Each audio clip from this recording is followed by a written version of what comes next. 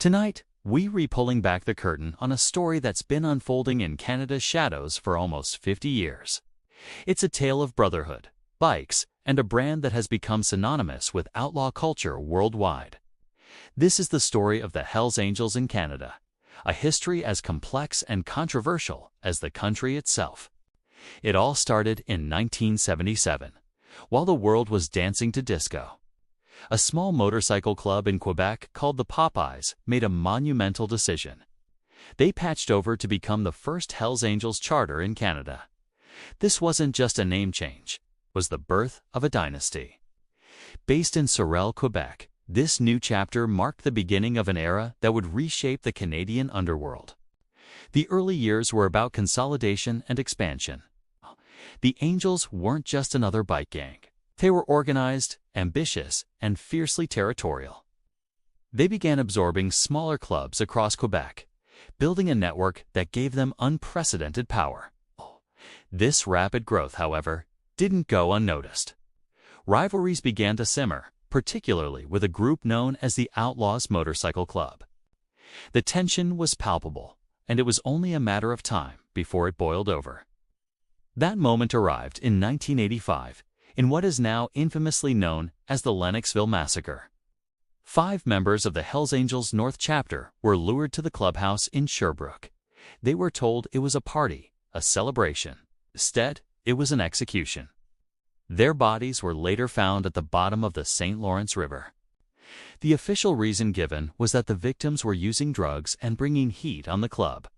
But the message to the underworld was far more chilling. The Hells Angels were willing to eliminate their own to enforce discipline and maintain control. The event sent shockwaves across the country and cemented the Angels' reputation for ruthless efficiency. Following Lennoxville, the club entered a new phase. It was a period of strategic expansion. The Hells Angels didn't just grow. They franchised. Charters popped up in British Columbia, the Prairies, and Ontario. By the 1990s, they had established a coast-to-coast presence. This wasn't a random collection of clubs.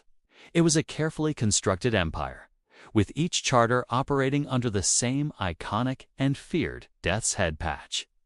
Then came the Quebec Biker War. This wasn't a series of small-time scuffles. It was an all-out conflict that raged from 1994 to 2002. The Hells Angels, led by the notorious Maurice Montboucher and his Elite Nomads chapter, sought total control of the province's illegal drug market. Their main rivals were a coalition of clubs known as the Rock Machine.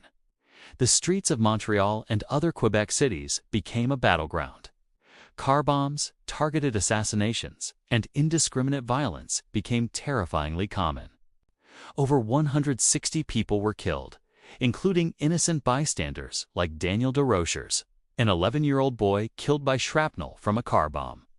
The war exposed the terrifying reach of organized crime and the human cost of its power struggles.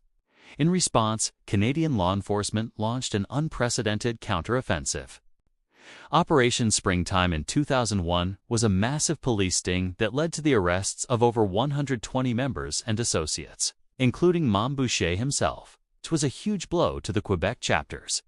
Police used new anti-gang legislation, treating the Hells Angels not just as a club, but as a criminal organization. This legal strategy would become the blueprint for tackling the Angels across the country. Boucher was eventually convicted of murder and sentenced to life in prison, where he died in 2022. The Quebec Biker War was over, but the Hells Angels were far from finished. Instead of crumbling, the organization adapted. The 2000s saw a quieter, more corporate approach. The Angels learned that overt violence attracts unwanted attention. They moved deeper into the shadows, focusing on legitimate-seeming businesses to launder money from their illicit activities. Trucking companies, construction firms, and even retail stores became part of their portfolio. The iconic leather vests were sometimes swapped for business suits. They also expanded their network through puppet clubs smaller, local gangs that do the dirty work, creating a buffer between the Hells Angels core members and the street-level crime. This evolution made them harder to track, and in many ways, more powerful than ever. In British Columbia, the Angels established a stronghold, controlling ports and influencing the flow of goods, both legal and illegal. In Ontario, a major event in 2006, known as the Sheehan Massacre, saw 8 members and associates of the Bandidos Motorcycle Club murdered by their own brothers. While the Hells Angels were not directly implicated, the event effectively eliminated their main rival in the province, leaving them as the undisputed top dog in Ontario's biker scene. Today, in 2025, the Hells Angels remain the most powerful and influential outlaw motorcycle organization in Canada. With dozens of chapters from Vancouver Island to Newfoundland, their network is vast and deeply entrenched. They've survived internal purges, bloody wars, and massive police crackdowns. They've evolved from a band of rebellious bikers into a sophisticated criminal enterprise with international connections. Law enforcement continues its fight. Operations like Project Thor in Alberta and Project Shark in Quebec have resulted in hundreds of arrests over the years, seizing drugs, weapons, and assets. But it's a constant battle of attrition. For every member arrested, it seems another prospect is waiting to earn their patch. The club's allure, potent mix of brotherhood, rebellion, and power continues to attract new recruits. The story of the Hells Angels in Canada is a stark reminder that organized crime is just a plot from a movie. It's a real, ongoing presence that has shaped our country's history in ways many of us never see. From the violent streets of 1990s Montreal to the corporate boardrooms of today, their journey is a chilling saga of adaptation and survival. They remain a formidable force, a ghost in the machine of Canadian society, their engines still rumbling in the dark. Thanks for watching. If you found this deep dive interesting, hit that like button and subscribe for more stories from the hidden corners of our world. Stay safe out there.